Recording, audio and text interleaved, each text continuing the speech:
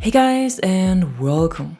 Another week has passed and it's time for the news overview again with all the things happening in and around Battlefield 2042, alongside a rundown of the new missions, modes and store items and everything else you need to know. And today I want to start with a bug that was spotted by Enders about a week ago already, but since I was taking a bit of a break for the last couple days and didn't pay attention to anything that was connected to Battlefield, I just watched his video yesterday. And what Enders is talking about is basically that on some weapons the dot or reticle of your optic is not aligned to the center of your screen when shooting. But that's actually what it should be in a shooter game. Instead, the weapon is moving more and more out of the center in vertical direction, and then when the maximum recoil is reached, the screen slowly gets adjusted. And this does not only happen vertically but also horizontally, and there's actually a lot more to it than Enders has shown in his video. Cause I've played around with it myself a little along with some other members of the community on Twitter, and what we found was that first of all it doesn't seem to affect all weapons but only some of them, and that different attachments make the issue even worse. The weapons and the strength of the effect seems to be different for each player, because for me, for example, these 13 weapons here have the issue, while all others were basically glued to the center of the screen and followed it flawlessly in any direction. But I know that other players have the issue with different weapons or do not have it at all.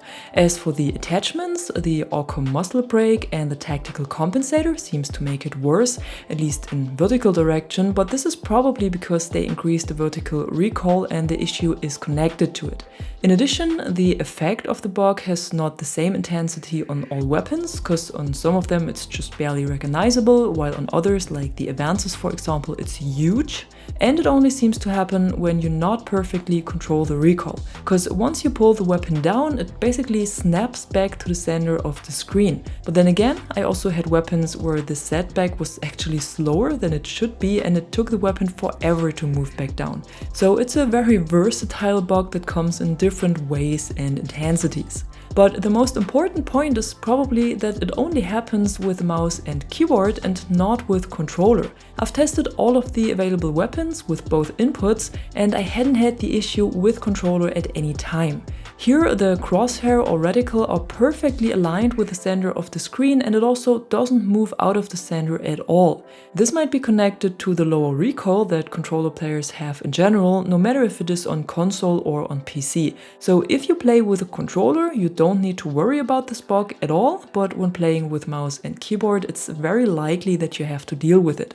One last thing you should know is that even if you have this issue, your bullets will still go where your weapon is pointing at. So when your weapon is moving out of the center of the screen when shooting, your bullets will still hit the target as long as you aim at it with the middle of your iron sight or reticle and not with the center of your screen. Still, this is not the way it should be, and I also feel like this got worse after the last update, but it might explain why movement and gunplay feels so spongy and unresponsive for some weapons. BSOD, another member of the community, already took the time to record a short clip with a full explanation of the bug and reported it to the devs, so huge shout out to everyone involved here for pointing it out and testing the issue, and I hope this will finally get fixed now. Moving on to the next topic, there is one more issue to talk about, and this had happened during the last hours of the first event week and caused troubles with some of the unlockable cosmetics. This means that when you have played during this time, you might have not been able to claim the weapon charm or the weapon skin for the M5A3, and due to this issue, DICE has rolled out a change that did automatically reward the second or third cosmetic depending on the progression you had made. So if you have missed these items, you may be able to find them in your inventory now. In addition to this, they have also disabled the 20mm flag cannon on the LATV at the moment because it was too unbalanced and caused a lot of spam and frustration, and they are looking into fixing this now and do some more balancing, and it will be re-enabled with a future update. And that was it for the news overview so far. Now let's have a look at everything that was added alongside the weekly rotation today, starting with the playlists. In Conquest, the 64-player version will stay for another week, but I guess by now we can assume that it has turned into a permanent mode, so I will not mention it any longer as a special weekly playlist. In Breakthrough, there is nothing new this time, and in Rush, we can finally enjoy Rush XL again, which is still one of my favorites and a great mode to level up some weapons and unlock some more Battle Pass tiers. So I can highly recommend it.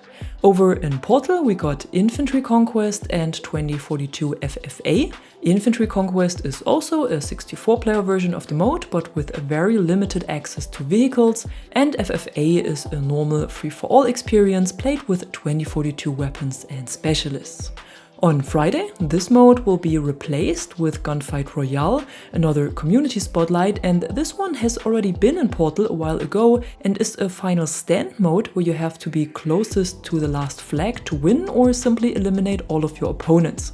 Besides this, it's played on very small maps, has a time limit of only 90 seconds for every round, and all players only have access to random loadouts. But I've already done a full video back when the mode was released where I explained how it works exactly, so be sure to check that out if you want to know more about it.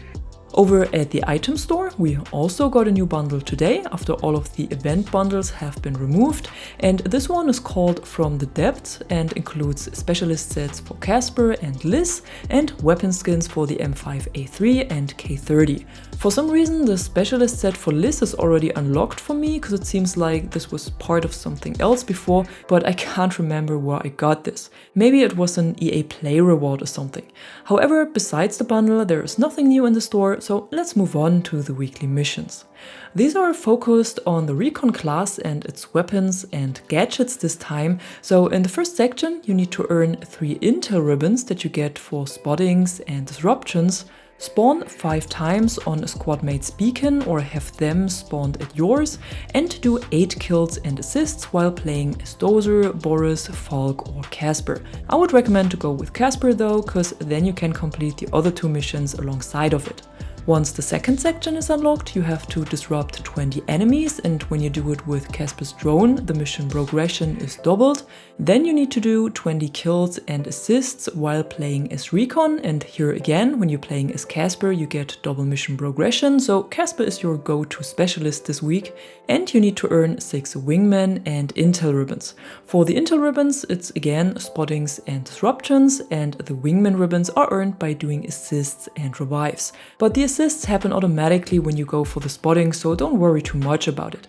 In the third section, you'll then have to perform 3 marksman kills again, and this is a mission we had in the last season already, and many players were struggling to understand what they need to do back then. And I can remember that DICE said that they will add a description when the mission returns, but apparently they forgot about it. However, marksman kills need to be done with either marksman or sniper rifles and are headshot kills on a distance of 200 meters or more. If you should be struggling with this, get into a match of Portal with a friend and snipe them from distance, or use one of my codes and play against AI. Sniping from the top of the ship on Stranded should work pretty well here.